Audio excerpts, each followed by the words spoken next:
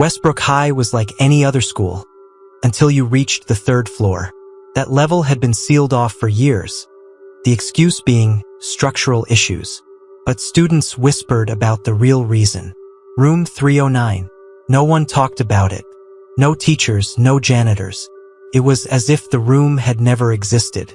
But every year someone tried to go up there. And every year they came back, changed.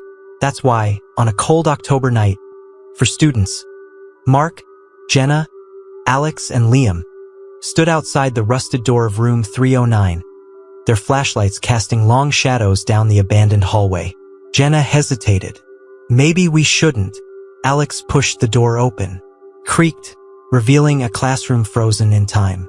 Dust-covered desks, an old chalkboard with faded writing, and a single backpack sitting on the teacher's desk, as if its owner had just stepped out. Mark brushed the dust off the bag, revealing a name tag, Ethan Carter. Jenna's breath hitched.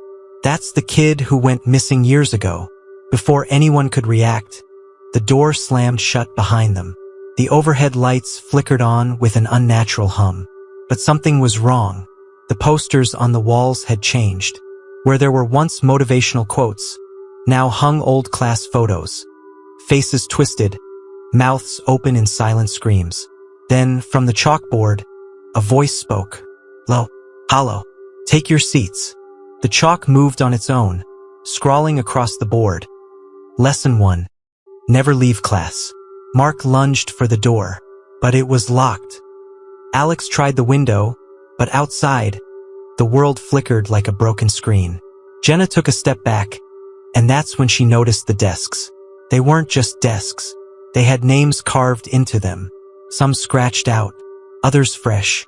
Then she saw their names appearing, one letter at a time. A figure rose from behind the teacher's desk. Its body was human, but its face was smooth, featureless, empty. It extended a long, bony hand. Sit down. The air grew heavy. Their limbs refused to move. The room felt hungry. Mark grabbed a chair, hurling it at the window. It didn't break.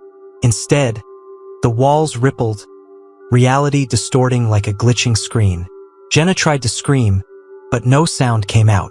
Their bodies began to fade, their outlines turning to shadows, their screams swallowed by the room. The chalkboard wrote one final line. Class dismissed. The next morning, the janitor unlocked room 309. It was empty, just as it had always been. The only thing left was an old, dusty backpack, and 4 new names carved into the desks. If you enjoyed this story and want more chilling tales, make sure to like this video and subscribe to the channel. And don't forget to hit the notification bell, so you never miss a story.